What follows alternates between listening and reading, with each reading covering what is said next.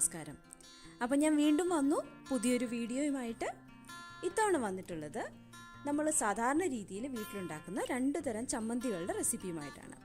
ഒന്ന് എന്തൊക്കെയാണെന്ന് ഇപ്പോൾ തന്നെ ഞാൻ പറഞ്ഞേക്കാം. ഒന്ന് ഇഞ്ചി ചമ്മന്തി, രണ്ടാമത്തേത് ചുട്ടരച്ച ചമ്മന്തി.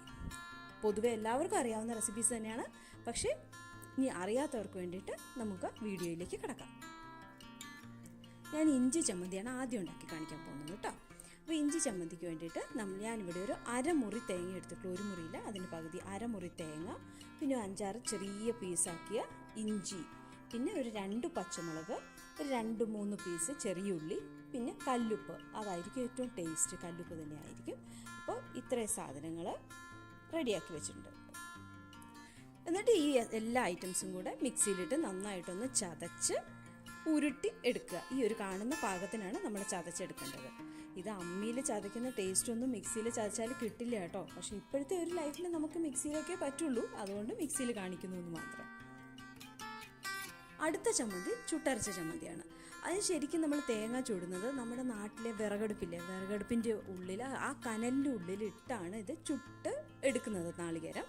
പക്ഷെ എനിക്കിപ്പോൾ ഇവിടെ അതൊന്നും രക്ഷയില്ലാത്ത കാരണം ഞാനിപ്പോൾ എന്താ ചെയ്യുന്നത് വെച്ചാൽ ജസ്റ്റ് ചെറുതാക്കി അതൊന്ന് കട്ട് ചെയ്ത് പൂളി എടുക്കാമെന്ന് പറയും. തേങ്ങ പൂളി എടുത്തിട്ട് ഞാനൊന്ന് റോസ്റ്റ് ചെയ്ത് ഒരു ബ്രൗണിഷ് കളർ ആകുന്നത് വരെ റോസ്റ്റ് ചെയ്യും. അത് കഴിഞ്ഞിട്ട് അതിനകത്തേക്ക് ഒരു 2 വറ്റൽമുളക്, അതും ഈ സ്റ്റൗവിൽ തന്നെ കാണിച്ച് ഞാനത് ചുട്ടെടുക്കുകയാണ്. അത് ചുട്ടെടുക്കുന്നു. പിന്നെ ഒരു 2 ചെറിയ ഉള്ളി, പിന്നെ ഒരു നെല്ലിക്ക വലുപ്പത്തിൽ പുളി, വാളൻ പുളിയും കൂടെ നമ്മൾ ചേർക്കും. നമ്മുടെ ആവശ്യത്തിന് കല്ലുപ്പാണ് ഇങ്ങനത്തെ കാര്യങ്ങൾക്കൊക്കെ ഏറ്റവും നല്ലത്, കല്ലുപ്പ്. അപ്പോൾ ഇത്രയും സാധനങ്ങൾ ഒരുമിച്ച് തന്നെ മിക്സി ജാറിലിടാം. നമുക്ക് ഒന്ന് നന്നായിട്ട് ചതച്ചെടുത്തിട്ട് ഈ ചമ്മന്തികളൊക്കെ എന്താ വെച്ചാൽ നമ്മളൊന്ന് ഉരുട്ടിയെടുക്കും. അതിൻ്റെ ഒരു ഭംഗിക്കും ഒക്കെ വേണ്ടിയിട്ട് നമ്മളങ്ങ് ഉരുട്ടിയെടുത്ത് വെക്കുക. കണ്ടോ? അപ്പം നമ്മുടെ 2 ചമ്മന്തി റെഡിയായി കഴിഞ്ഞു.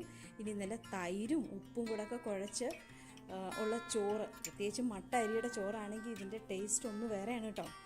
അപ്പോൾ ഒന്ന് കുഴച്ച് കഴിച്ചു നോക്കൂ, അടിപൊളിയായിട്ടുണ്ടാവും. അപ്പം നമ്മുടെ കേരളത്തിൽ ശരിക്കും പറഞ്ഞാൽ ഒരുപാട് വെറൈറ്റീസ് ഉണ്ട് ചമ്മന്തിയിൽ തന്നെ.